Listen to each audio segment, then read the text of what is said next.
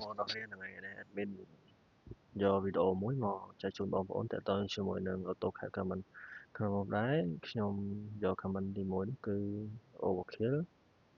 đấy tại tôi đấy vì thay bây giờ vì lục overlap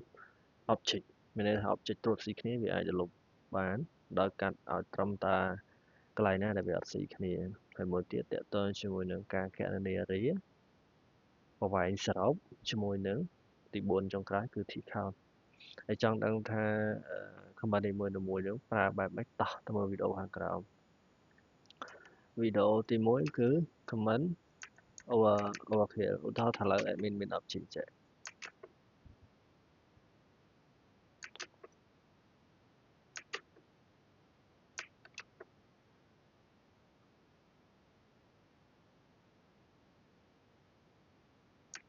admin មាន object បែបហ្នឹង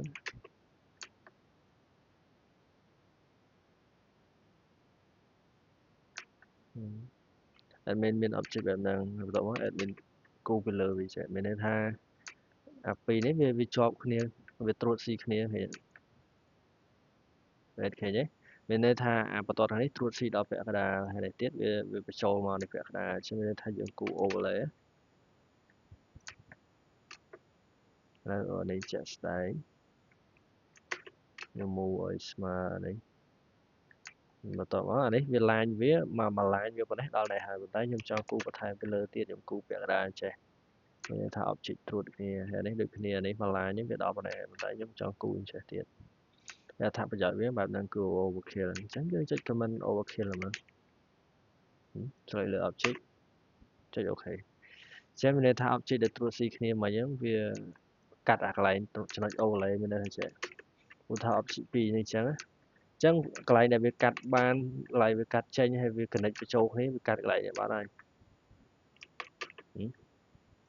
វាកាត់អា part នេះបាត់ហើយចឹងមានន័យថាអ្នកវាយកអាទីតាំងនេះយកមក connect គ្នា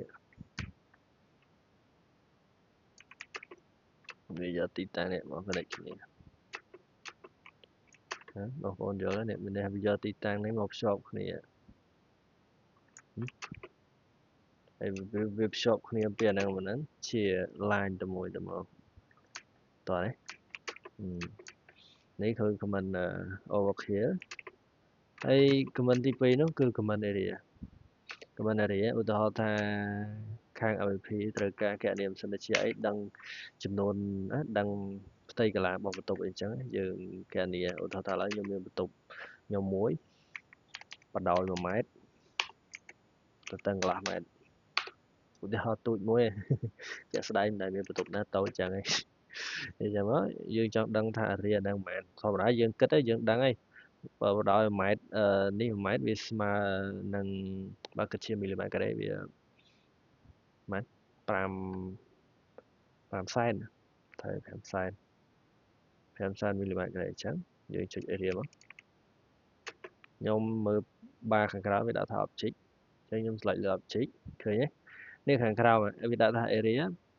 510,000,000 សែនណា5សែន10 ក្រេចាំមើលថា area របស់ហ្នឹងយើង area របស់ rectangle របស់យើងហ្នឹងគឺមានចំនួន5សែនមីលីម៉ែត្រការ៉េតើតើជាមួយទៀត total length ក៏ប្រវែងសរុបអានេះខ្ញុំធ្លាប់បានចែកម្លែកបងប្អូននៅក្នុងនេះ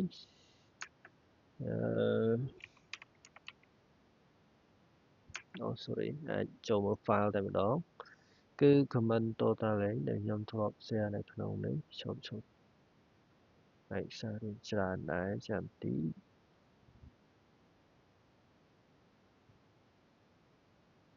អានេះជា plugin របស់ AutoCAD អញ្ចឹងបងប្អូនអាច download វា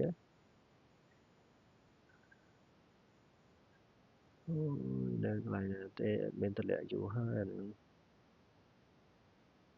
អូនេះហ៎នេះអញ្ចឹងបងប្អូនចូលទៅក្នុង channel Telegram Engineering Knowledge នោះតាមរយៈការ scan អាហ្នឹងមក QR code ហ្នឹងមកដើម្បីចូលទៅអញ្ចឹងបងប្អូនទៅរក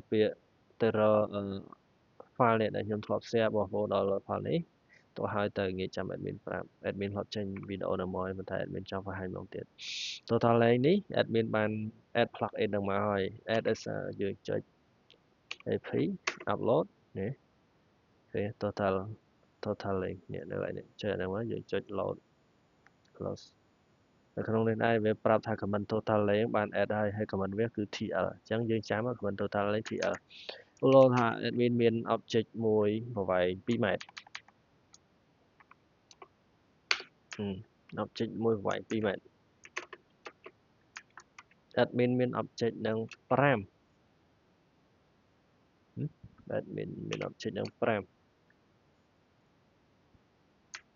ឥឡូវ admin ចង់ដឹងបើ admin គ្រាន់តែ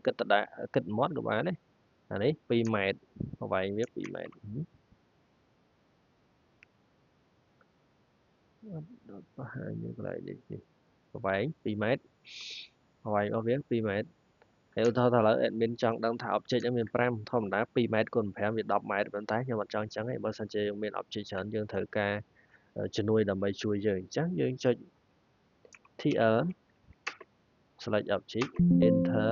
អញ្ចឹងវាប្រាប់យើងនេះប្រវែងទាំង5 line ហ្នឹងមានប្រវែង10ម៉ែត្រអញ្ចឹងគឺងាយស្រួលបែបហ្នឹង comment total length រាប់ប្រវែងសរុបអញ្ចឹងងាយស្រួលបើសិនជាបងប្អូនយើងត្រូវការ count BOQ ខ្សែភ្លើងទៅយកទឹកទៅយកអីយើងអាចគូគាត់គូ line មួយលើទៅយកហ្នឹងទៅហើយយើងចុច total length មកវាចេញឲ្យយើងហើយមួយទៀតតទៅជាមួយនឹង T count T count វាមានប្រយោជន៍ច្រើនដែរខ្ញុំចង់ឲ្យបងប្អូនមើលឧទាហរណ៍ខាងក្រោមនេះគឺជា comment T count ឥឡូវឧទាហរណ៍ថាខ្ញុំមាន object បែបនេះឥឡូវខ្ញុំមាន object បែបនេះខ្ញុំចង់ឲ្យលេខហ្នឹងរត់ពី1ដល់10អញ្ចឹងខ្ញុំ copy ខ្ញុំ array ខ្ញុំដាក់10ចឹងមានន័យថាលេខហ្នឹងវាដល់10ហើយទេអញ្ចឹងខ្ញុំចុច T count ហ្នឹងខ្ញុំបង្ហាញទាំង3តែម្ដងគឺយើង T count នៅលើ x ចាំមានទេ x នេះចឹងយើងចុច x ហើយបន្ទាប់មកបងប្អូនឃើញនៅក្នុងហ្នឹងវាដាក់ថានៅក្នុង column នៅក្នុងវងកញ្ចក់វាមានន័យថាចំណុចដែល start ហើយជាមួយនឹងតម្លៃដែលកើនអញ្ចឹងយើងចង់ start ពីលេខ1ហើយកើនម្ដង1អញ្ចឹងចុច enter override override នេះមានន័យថាវានឹងជំនួសលេខហ្នឹងដោយតាមលំដាប់រាប់ពីលេខ1ទៅហើយកើនម្ដង1អញ្ចឹងមានន័យថានេះអាកន្លែងនេះលេខ1អានេះកើនម្ដង1មានន័យថាលេខ1បន្ទាប់លេខ1មកលេខ2លេខ3លេខ4រហូតអញ្ចឹងទៅឃើញទេវាលោតតាមលំដាប់ឲ្យអញ្ចឹងតែតើតងនៅក្នុងនឹងដែរវាមានមួយទៀតវាមាននេះ prefix suffix អញ្ចឹងឥឡូវចាំមើលខ្ញុំបង្ហាញអា prefix suffix ហ្នឹងទៀតខាងមុខខាងក្រោយហើយបន្តមកយើងចុចយើងឧទាហរណ៍ថាយើងមានដំណោលេខអក្សរ D អញ្ចឹងមកយើងចង់ដាក់ D1 D2 D3 យើងចុចបែបហ្នឹង T count ហើយទៅដែរការលេខ1ពី1ទៅ1 enter prefix sorry ចង់ដាក់ពីក្រោយ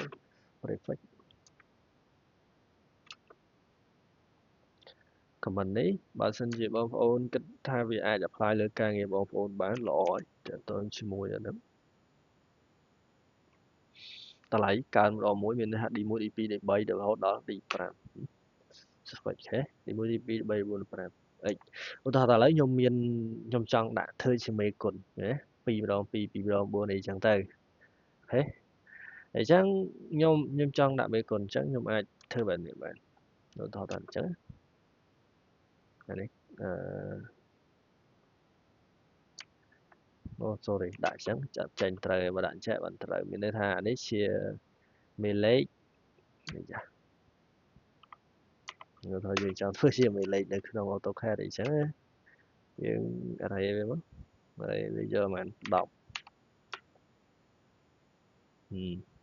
ឥឡូវខ្ញុំចង់ដាក់2ម្ដង2 2ម្ដង12ប្រហែលទៅយើងចុច T count sorry